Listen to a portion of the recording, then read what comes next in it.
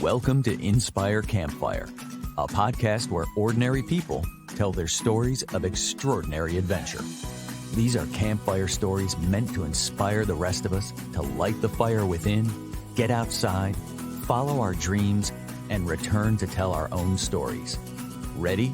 Let's strike the match.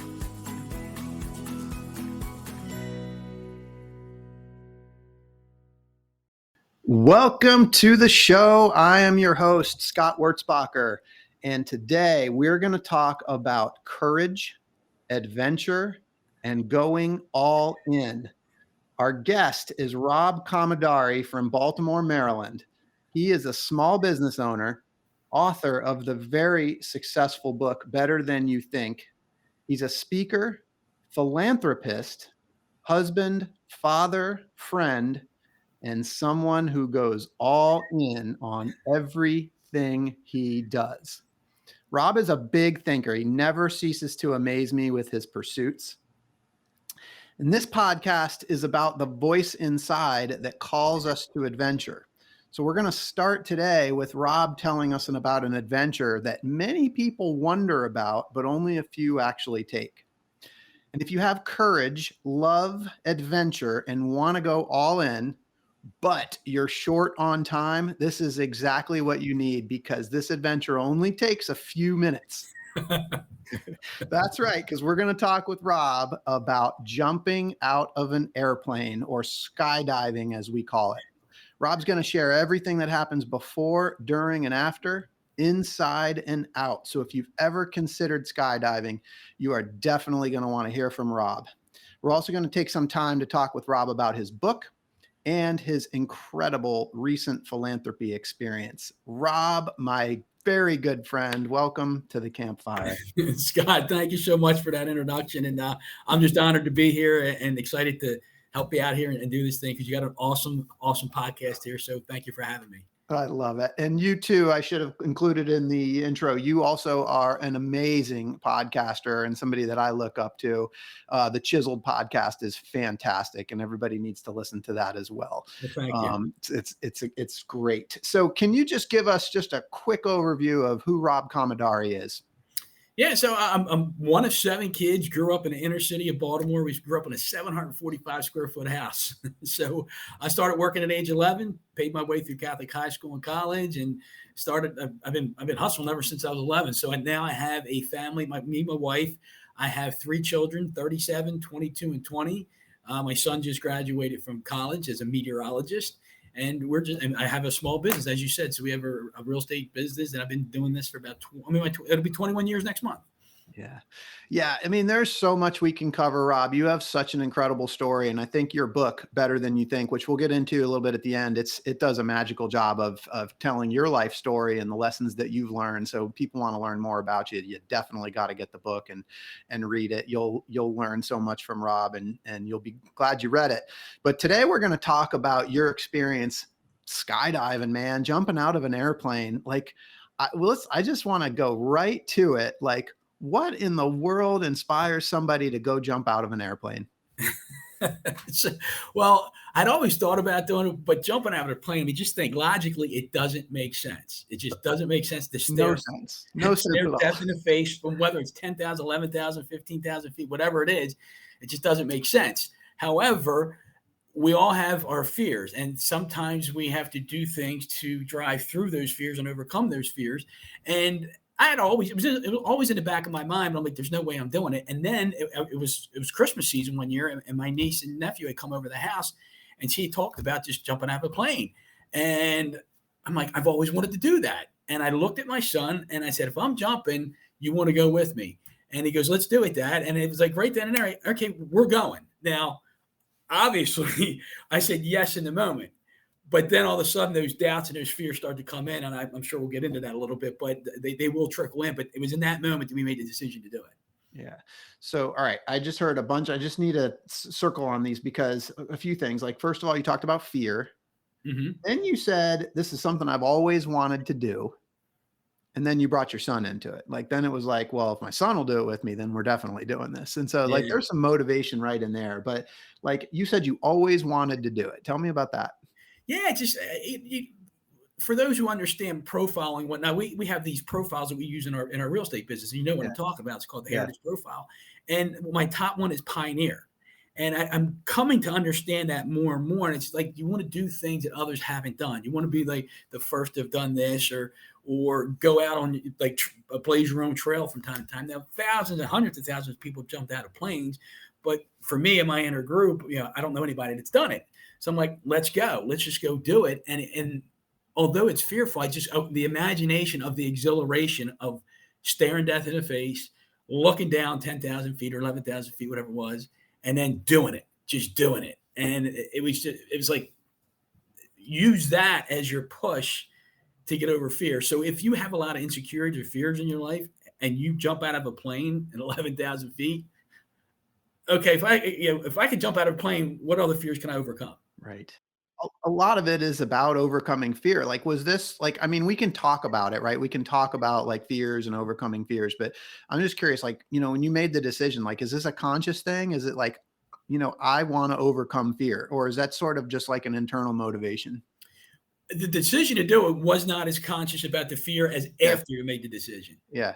So, okay, Rob, you're going to have these doubts, you're going to have these struggles up until that point, but use that. What can I use this experience for? I'm going to use this experience to help me in a deeper level overcome fear. Yeah. So you make the decision and then you start kind of ruminating on the decision and thinking about the overcoming of the fear.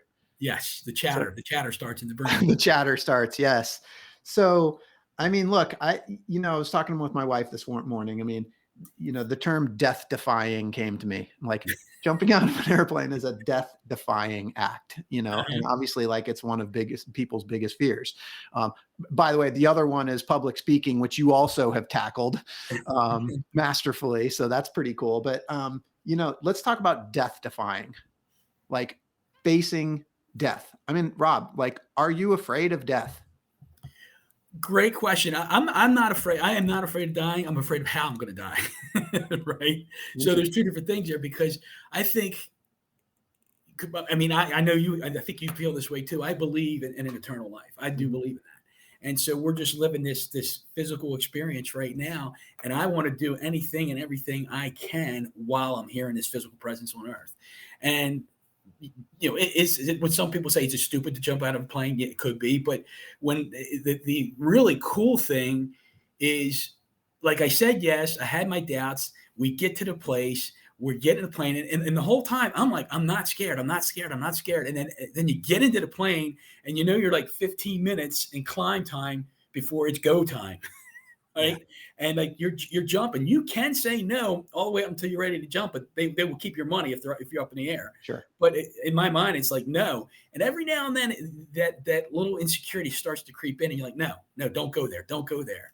And then you're like, okay, 2-minute warning. All right, 2 minutes. And I'm doing something that a lot of people haven't done. And it's just it's a cool feeling. It is, because again, the fear will creep in, but when man, in 15 minutes, I'm going to be on the ground having experienced this amazing thing. Yeah. My gosh, you just said so much. And one thing I think that's interesting is like the fear of losing the money that you spent versus like the fear of jumping out of the airplane and defying death. Like, which one's greater? Yeah, that's motivation enough to keep going, right? Well, I spent all this money to be here. I got to do this. I love that. That's hysterical. So, Rob, all right. Do you remember like the moment when you said yes? Like the moment when you basically like said, I'm doing this. Yes, let's do it. And you committed. Yeah, that was the night that my niece and nephew came over and I said, we're doing it. And then it was about, I'm going to say 2-3 days later, I called the place up. And then that's the moment when you're like committed, because you spent the money, you put the deposit down. Yep. And that I do remember that. And then so it's like almost you hit that button and you're like, oh crap, I'm really doing this. But it became real.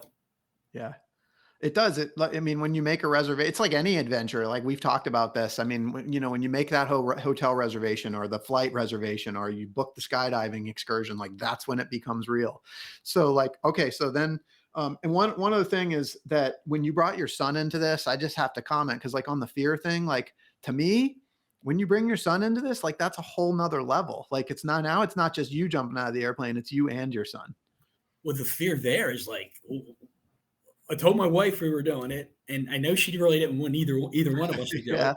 And I'm like, okay, if we both die, that's really bad. If one of us dies, it's bad. But if both of us die, because you have to, Scott, you have to sign a waiver, and you have to. It's this paragraph. You have to read it, and you have to rewrite it and sign it. So you're right. I understand. I could die. Yeah. That's when you write that. It's like, holy cow. They made And you write it out like that. you have to write it out on the disclosure or the addendum, whatever. And I'm like, because I just signed it. The lady goes, you got to rewrite that. And that's got to be surreal. Like writing those words on a piece of paper and signing it, that's got to feel surreal. And Scott, it goes back to when they talk about writing goals. When you write the goal, there's that, I guess, that subconscious link in your mind, you see it and it becomes real. Well, then when you write down that I could die, it becomes real. Yeah. There's gravity to that. Yeah. And Scott, I don't know if you had another question follow up to that, but when you're, and if I'm jumping a gun, forgive me. No, you're good. So like you're going up, and I'm like, okay, this is going to be so cool that I'm doing this with my son. And it's go time. And then they open up the door. And when they open up the door and because you're a tandem jump. So I got somebody, I'm strapped to somebody, but I'm the one that's facing out first. Mm-hmm. And you got to take one leg out and the second leg out and stoop. And you're almost like leaning over and you're looking down. And there's a moment, it was on the way up, but there's a moment when you're like, you have to totally surrender when you're doing a tandem jump. It's like, it's out of your control. It's totally out of your control. So if there's an example of surrender, it's there because God, if you don't want the chute to open, that's your call. If you want something to happen here, that's your call. If you want me to have the most exhilarating experience in my life, that's your call. And you let go and you just jump. It's amazing.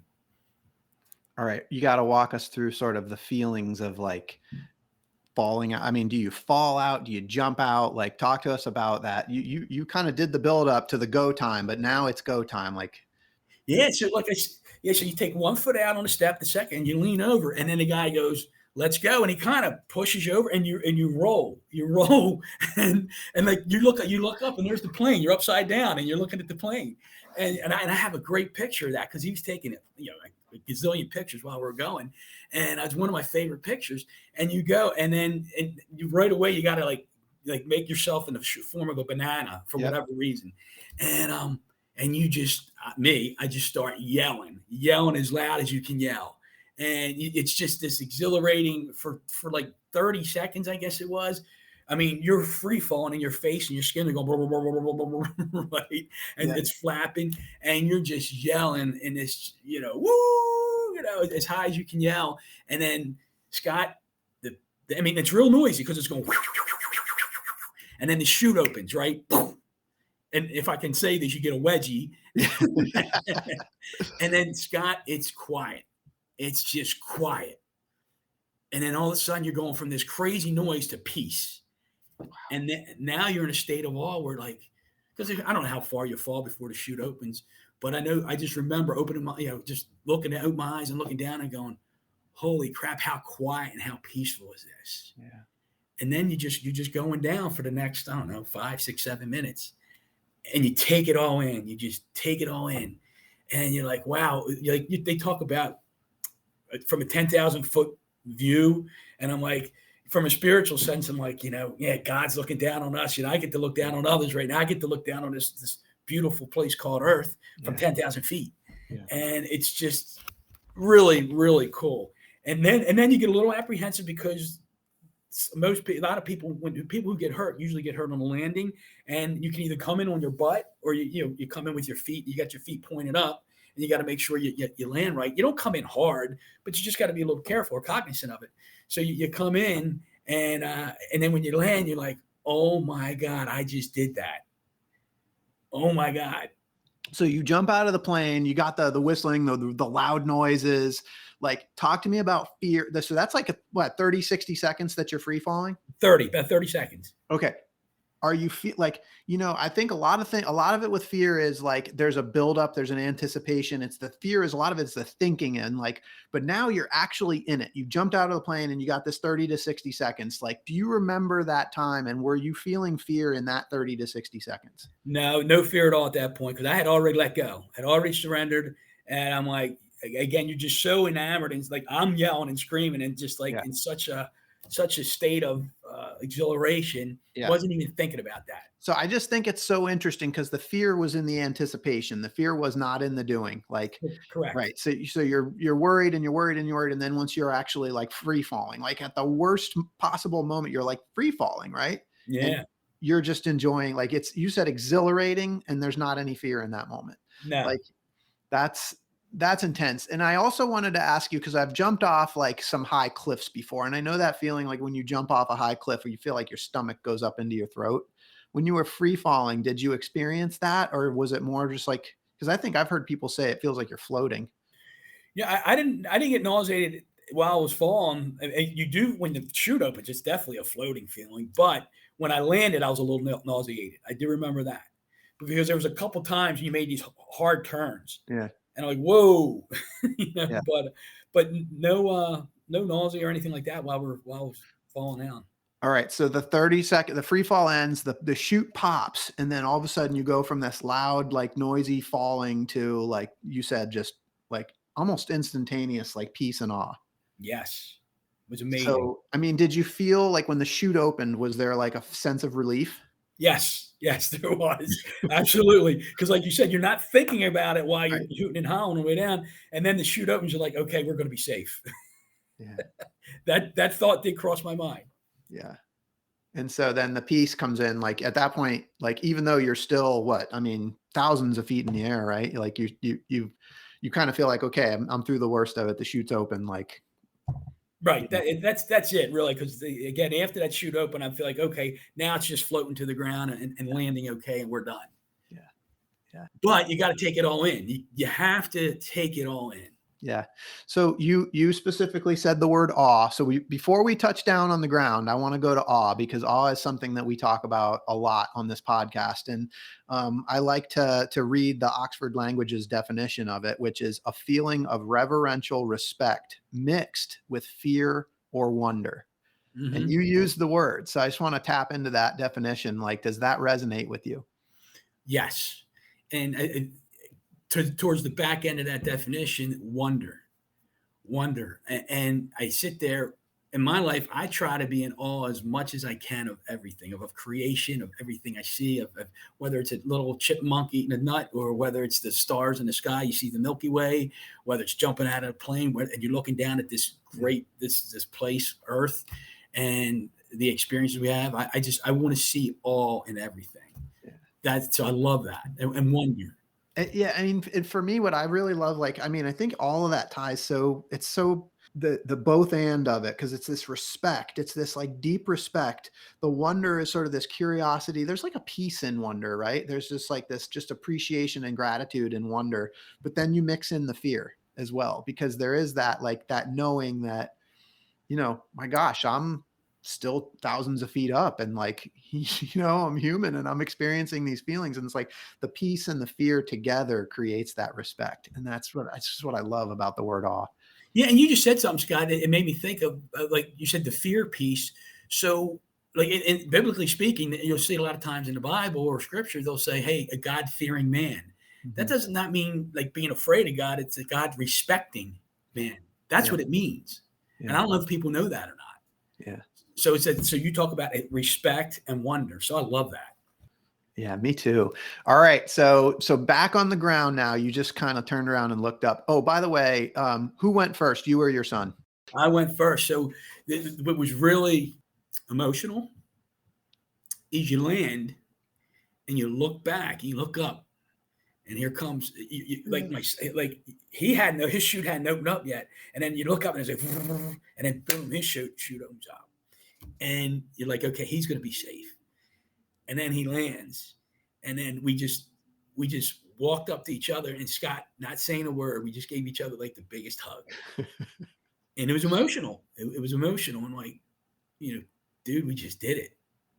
But we didn't say anything till we got in the car. And then like, we did it. And I'm like, what do you think? And he goes, Dad, I'm speechless. So it was an amazing feeling because I did it this past year, I did it again with my daughter, because you had to be 18 to do it. And so to me, it's just powerful to be able to experience an overcoming fear act with your kid. That's powerful. And then again, I intentionally wanted to go first because I wanted to experience seeing my kid coming down and landing. All right, talk about that a little bit, because so you said that you went back, so now you've done it twice. Did you, because you wanted your daughter to have that experience with you as well? Yes. So you said experiencing fear like with your kid. There's something like about that. So what is it about? Talk about that. Well, so I remember we were speechless for a while, and then we sat in the car and we're driving back to the condo because we were on vacation. And I said, Rob, what's the takeaway you get from that? And he goes, Dad, I'm kind of speechless. And I said, Robbie, I said, the one thing I think about is when we come up against fear in our lives, whether it's fear of a decision to do this, to do that, or whatever it is, what I'm always going to do, and I like you to encourage you to do, is think back about jumping out of a plane and facing death from 11,000 feet. If you can do that, you can overcome any fear. So that was what was in it for me, and to share with him and her. Man, I'm just going to tell you, like, jumping out of an airplane is not something that's on my radar. It really never has been. Like, to me, it's just like, why would I defy death? But sitting here having this conversation with you, I'm feeling the call. Well, I mean, look, let's speak to you. I mean, you've climbed Mount Kilimanjaro, what, a couple back in February it was? Yeah. I mean, you were up, what was it, 19,000 feet or whatever it is? Yeah. And you're defying death there in some respect too, my friend. Yeah. Well, and it's interesting because I was thinking, like, when you talked about hitting the ground and that, like, I mean, you talked about the exhilaration, but I just imagined, like, as I had a moment when I got to the top of Kilimanjaro and you kind of come around this bend, and all of a sudden it's like, it was clear to me in that moment that I'd made it to the top. Cause I've said on a previous podcast, I didn't know we were going to get to the top until the moment we were there. Yeah. And when I was, like, this just seriously euphoria just came over me. And I'm just kind of imagining you on the ground, probably experiencing that same euphoria. I would agree. I would assume it's the same thing. Yeah, absolutely. Yeah. So Rob, like, you know, in the hero's journey, like, you've got this hero, you're the hero of the story. You kind of like get this call to adventure and you say yes, and you go through this whole experience. And generally when you've got an encounter like this, there is some form of struggle. There's some form of suffering. Like, what was the struggle and the suffering for you in that experience? Ooh, deep question. I love that. So what was the suffering in the experience? Or the struggle? Like, what was I mean, there had to have been some resistance at some point in that whole experience. Like, what was the hard part? Like, what did you have to work through in that whole experience? From the time I made the decision to say yes to the time we did it. Yep. I think the biggest struggle, or let's call it fear, was what if something happens to my son? Yeah. Like, obviously, what if something happens to me? I mean, my wife, we have insurance, right? But, you know, what if something happens to him? She would never forgive me. Yeah. And if he gets hurt, it's like debilitating injury, he will never forgive me. Yeah. And so that was the biggest struggle that I felt I had to overcome, that fear. But then the other side of that, like, that's like, what if it goes wrong? And like, what if it all goes right? Yeah. What if it all goes right? So how many times in our lives don't we do things in fear of what if something goes wrong? And I know there's a song out there that, you know, what if it all goes right? And I think, you know, it's like the positive and negative dog. Which one wins? The one you feed the most. Yep. And so it's like, you know, let's feed the what if it all goes right piece. What if it all goes right piece? Yeah. What if it all goes right? I love that. And now that you've finished, I mean, the biggest struggle in that journey was overcoming the fear. So I want to ask you, like, now that you're able to reflect back on it, how did you overcome that fear? So I think the biggest thing is surrendering.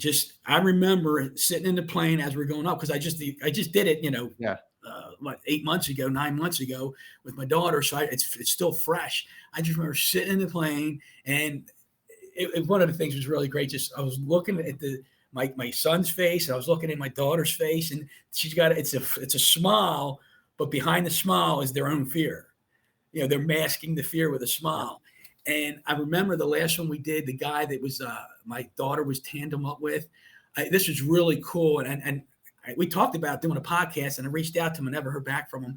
But right before we jumped, I remember him saying, "Guys, let's close our eyes for a minute." And he closed his eyes, and you could see him taking a meditative second to say his own prayer.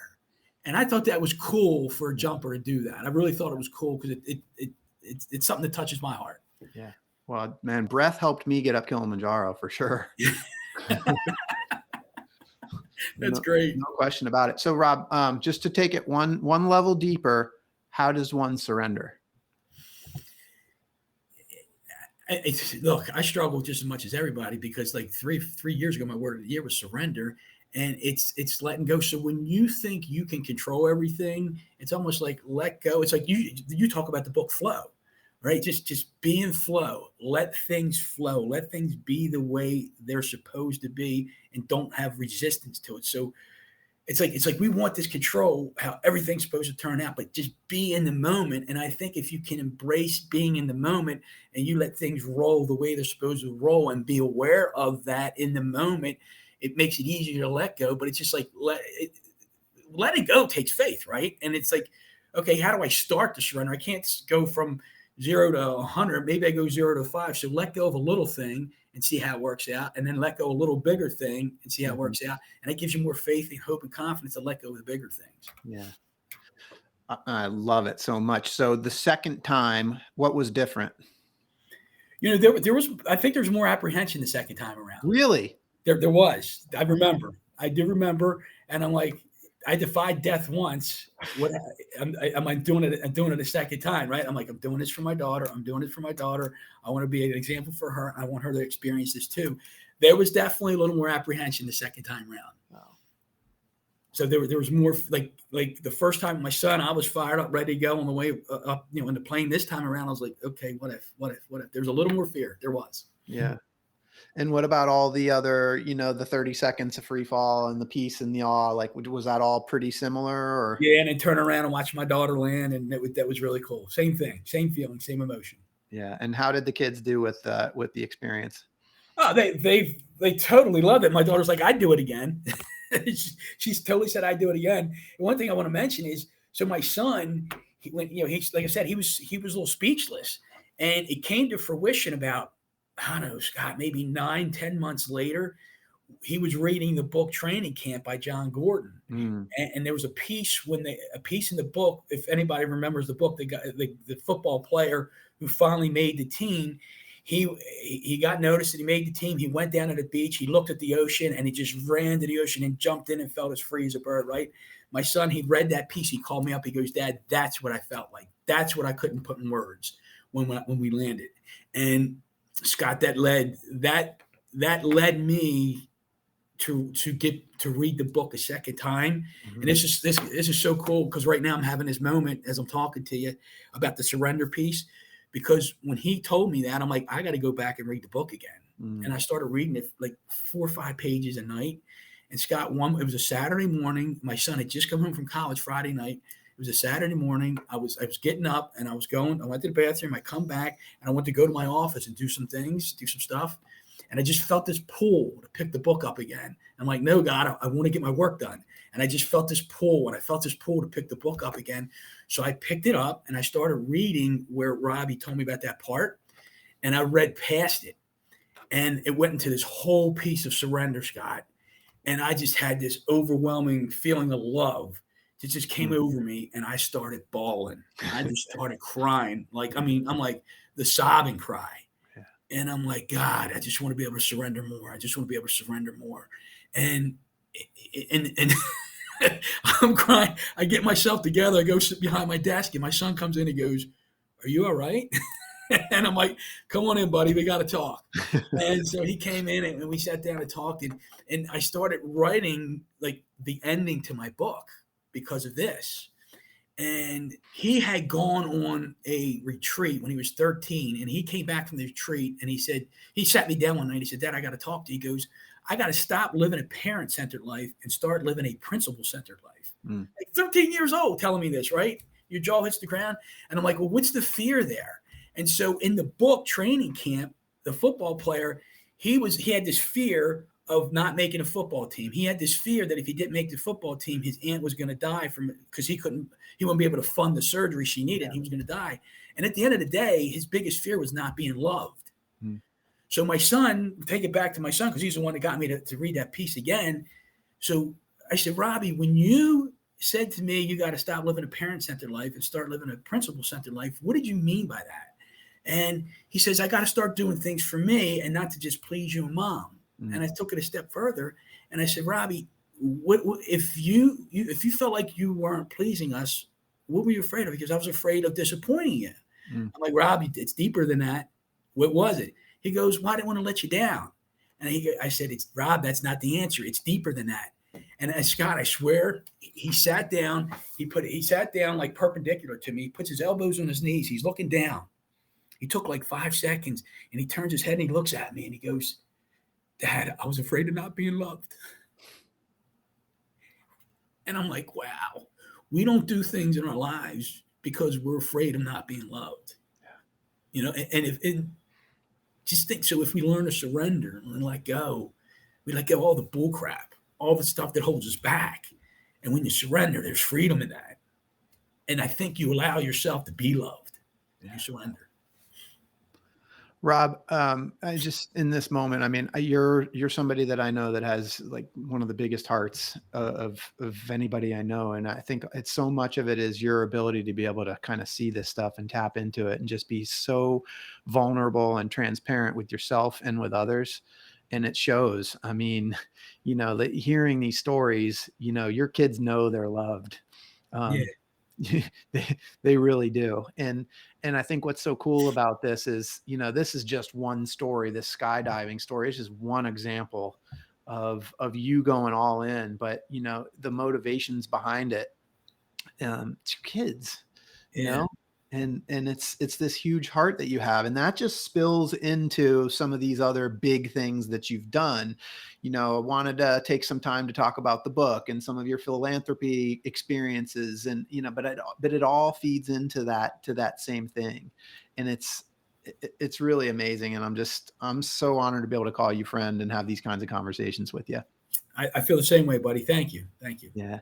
So let's do that. Let's jump into just a couple of these other things, because you actually just blew my mind with this philanthropy experience that you just had. And I'm just going to summarize real quick, and then you can fill it in. But Rob, you participated in a sort of Dancing with the Stars type experience as part of a event supporting Alzheimer's, and you raised a huge amount of money personally. I think it was 60,000 plus or 66,000 plus. 66, yes. Individually. I mean, it's just such a massive amount of money, and it's just going to make such a huge difference. And I'm just curious if, like, you know, because I know it's that same heart that's behind this. Like, what was the calling to do that adventure? That's an adventure in itself. Yes, it was. It was an adventure. So when I published the book back in, it went live January of 2020. I put it out there on social media that, hey, half the proceeds for the first year from the sale of my book will go to Alzheimer's because my mom has dementia. And I got a call from a friend of mine, and she says, Rob, I saw what you put out there. That's so great what you're doing. You know, donating half your proceeds to Alzheimer's. I work on the Alzheimer's committee for Baltimore, and I'd love to have you help us out. And I'm like, sure, I'm happy to help you.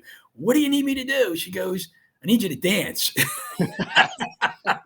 I said, dance? What are you kidding me? I'm not dancing. She goes, yeah, we have this Baltimore memory ball, and we have this thing. It's a Dancing with the Stars night. We'll team you up with a professional dancer, and you'll compete against other dancers, and you raise money. And I'm like, there's no way this guy's dancing, right? And I thought about it. I'm like, this is not about me. It's bigger than me, and it's about my mom, and bigger than that, it's for all these people who suffer this debilitating disease, and what can I do to help? So that was like, Rob, you got to surrender. You got to let go of all that ego stuff and pride and insecurity, and you got to do this. So let me ask you, I mean, the experience jumping out of the airplane, like, this is overcoming fears. And I see somebody who like went and did that thing that took a total of less than 10 minutes, you know, face the fear. I don't know that you've beat fear, but you learned how to face it. Like, how has the skydiving experience played into some of these other things, like this whole experience of going and taking dancing lessons for an entire year to be able to do this Dancing with the Stars experience? I think it's about managing fear. Yeah. Because your fear is always going to be there. It's like, how do you manage it? Yeah. And like I talked about earlier, that whole pioneer thing, it's like the adventure thing. It's like, when's the last time you did something for the first time? right? And I've never done anything like this. And I'm like, I was scared to death, but it's like, okay, I've been through these phases of fear before. At the end, it's going to be okay. You're in an audience of 700 people and 8 other couples dancing. Yes, it's a competition, but let me tell you, nobody's rooting for anybody to fail. Everybody's rooting for everybody. There's love. There's just love. It's just an energy of love in the audience, and everybody's rooting you on because you're the one that's in the arena. You're the one that stepped up to for the cause, to raise the money and to dance. Because just about all the contestants, the amateurs, let's say, were not professional dancers. Some of them had some experience in dancing and ballroom dancing, but it's like public speaking, it's like you're like this anxiety, it builds up and it builds up. But once the gun goes off, it's game time. Yeah. And then you let go of all that stuff. You just let go. And you're just in flow. You're in flow with the way the event's supposed to go. Yeah. And so I think what's so cool about it is, like you talked about this pioneer aspect of you. I mean, you're just doing things that you really enjoy. It's not like you set out to go dance. It's not like you had a calling to dance, but you were asked and you saw it as an opportunity to manage yet another fear, right? Learn a new skill, do something you've never done before. And in the meantime, raise a huge, massive amount of money. Rob, did you ever think that you'd be able to raise that kind of money for an event like this? Scott, no. The short answer is no. When they first set out to do this, your goal was $25,000. I'm like, I'm not going to raise $25,000. How the hell am I going to raise $25,000? Yeah. And Scott, it took on a life of its own. Because the commitment was 2.5 years ago. And then I started talking about it, and COVID came in and it canceled for 2 years. So then in October, I got the call, okay, let's start practicing again. And I'm like, all right, I'm not going to hit it hard yet because it's still 7 months away. And then in hindsight, I wish I had one more month. I really do. I think I could have got 100,000, but that competitive nature in me, it became like, okay, it's easy for me. It's hard for me to ask for money for me, but it's easy for me to ask for money for somebody else. Yeah. Or for another cause. So Scott, it almost became like a competitive thing for me. How many people can I get to say yes? And it created like the momentum. It created a life of its own. And it was funny if somebody said, yeah, I'll give money, I would see the donations come in. If somebody donated one, I saw it. So if you said to me I was going to donate and 3 days later you didn't donate, I'm like, hey, Scott, if you have any trouble filling that thing out online, let me know. Just a little hint, right? Yeah. And then 2 days later, if you still haven't done it yet, hey, Scott, man, I still need you to show me some love. Are you going to show me some love? Yeah. And so I just had my way of, I guess, imploring or applying my Catholic guilt on people. That's your sales skills. I mean, years and years and years of selling real estate, you just apply that to following up, right? Yeah.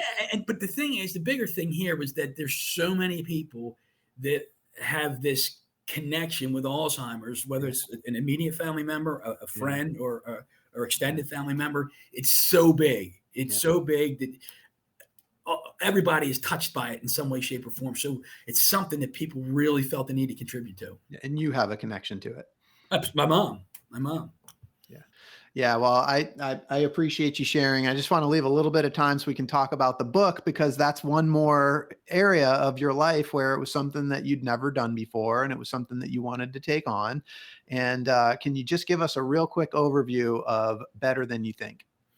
Yeah. So reading and studying personal growth and development since 1990, it was early 2000. Like, I could write my own book. Mm-hmm. Now, obviously, all these books over time are regurgitated information, and most of it comes from the Bible. if you look back, and even before that, I would say even before that, because there's a lot of Greek philosophers that come up with some of this stuff too. So I just had this thing inside of me that said, Rob, you have to share, you have to share, you have to share. And I never felt good enough, smart enough, for anybody who was going to want to read what I had to say. And then when I thought back about it, I just thought about the experiences that I've had in my life, and not just the experiences, what I learned from them. And okay, if I share those experiences with you, the reader, you might not have had the same experience per se, but you might have had a similar experience with a similar lesson that you could learn that you didn't know until you saw the story that I just shared with you. And to take a step back, when it's all said and done, look at your life, look at your experiences, and instead of looking at some of the negative stuff, look at even the experience that you had struggle with. in the end, it turned out to make your life better than you thought it was, if you take the time to notice that. There you go. Better than you thought it was. Because I did want to ask you if you could just delve real quick into the title. Yeah, Scott, I struggled as we were coming closer to the publishing date. The publisher or editor, she's like, Rob, I need a title. I need a title. I need a title. Scott, it's my book. It's my title, right? I swear I sent her a list. I have 42 different title suggestions, right? She's like, nah, maybe this, maybe that. And she's like, all this stuff, right? I'm like, come on, man. I want a title that's going to maybe strike a chord here. And Scott, the whole time I wrote that book, I was guided by the Holy Spirit, because I would get up every morning and I would close my eyes and I would just, all right, Lord, what do you need me to write about today? What do you need me to share today? What do you need me to share? And so I was struggling with this title. And I remember I'm like, you know what? I'm going back to what got me here. So I went into my home office. I had this big whiteboard with all the chapter titles and all these stories of experiences that I had. And I looked at the board and I'm like, come on, Holy Spirit, talk to me.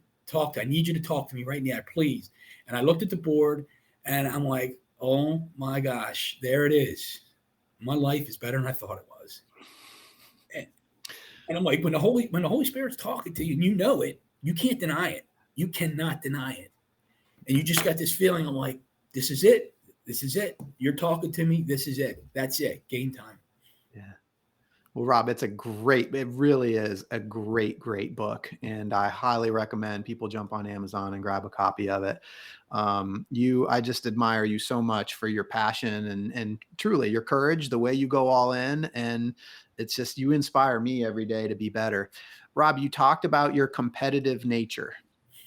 And I want to ask a little bit about the competitive nature, but also framed in such a way that, I think one of the questions I like to ask people at the end of each episode is around advice that you might have for others that are feeling sort of this call to adventure, whether it's jumping out of an airplane or writing a book or, going all in with a charity that you're passionate about. What advice do you have for people? And do you have to have that competitive nature or, what are your thoughts?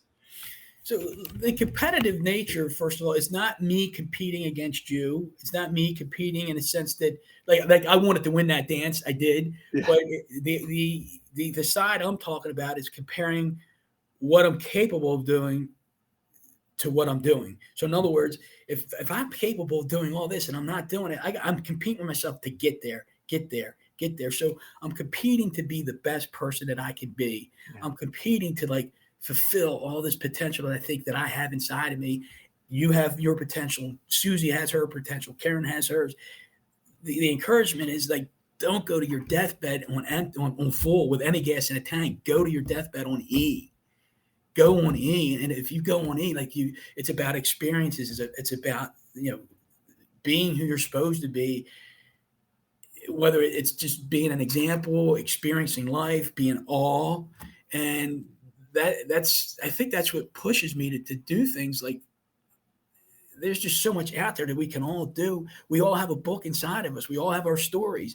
And as minuscule as some of us might think our story is, or the minuscule impact it might have on people, so what?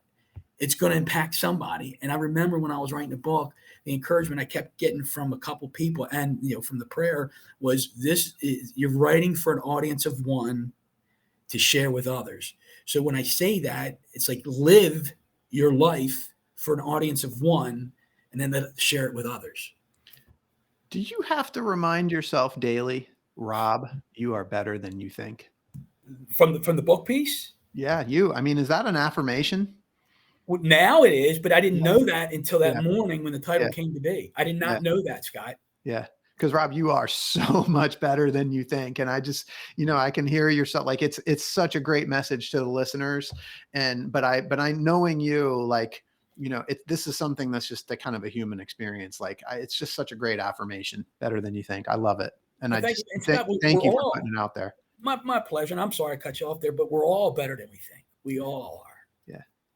All right. So here we go, Rob. I've got two questions I ask everybody at the end of every episode, because you are going to go with your tank completely empty, and that's going to be a long time from now, but they're going to make a movie about your life. And I want to know, when they do, who is going to be the Hollywood actor that's going to play you? I've always thought of Sylvester Stallone. Yeah. Nice. Oh Yeah. man, that's awesome. Okay. And what's your movie going to be called? Dude, that was such a hard question. Ever since I read it, I'm like, what would my movie be called? And God, I mean, I think about, dying on E. That's one thought I have. A chiseled thing comes to mind. Yeah. I love the thought chisel because I keep thinking, Scott, I keep thinking of like me standing here talking to you, and there's a big curtain behind me, and I'm standing up on a stage and I'm talking to people, and it just says chiseled, and there's just this hammer chiseling us away. And so maybe the movie's chiseled. Maybe that's the next book. There it is. I love it. Well, Better Than You Think, you can get on Amazon. Your podcast, Chiseled, which is amazing, is also available anywhere that podcasts are available. And I just want to thank you for joining me today, Rob. And for those listening, I hope you've been inspired today as much as I have. I hope that Rob's story has encouraged you to listen to that voice inside that calls you to adventure, because we want to hear your story next. So if you have a story to tell or you need a nudge to create one, please send me an email. We'd also appreciate it if you'd help us spread the word by leaving a review and sharing or tagging Inspire Campfire on your social media. And until next time, I want to encourage you to get outside. Thank you for listening. Rob, thank you for being here. Thank you, buddy. Thank you so much. I appreciate it.